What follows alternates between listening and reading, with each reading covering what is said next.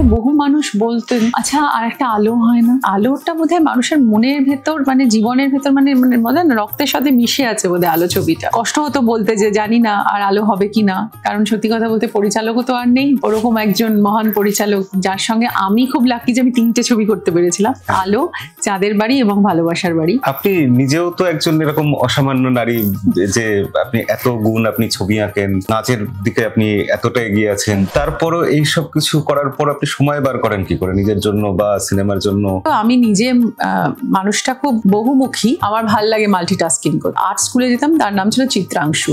তো সেখানে নাচ, গান, ছবি আঁকা, ক্লে মডেলিং, অরিগামি সবকিছু শেখাতো। তো আমি মোটামুটি সবকিছু একটু একটু করে শিখে নিয়েছিলাম। সেই সময় আমার ঠাকুমা খুব ট্যালেন্টেড একজন মহিলা ছিলেন, বেলার সঙ্গে আমি খুব রিলেট করতে পারি ওটা। উনি সেই সময় নিজে শিখে একটা রেডিও বানিয়েছিলেন, কি কি হচ্ছে একটু দেখি, ও আচ্ছা এটা হয়নি, আচ্ছা তা আমি কি করতে পারি, একটু নিজেও ইনিশিয়েটিভ নিয়ে চলে যাই।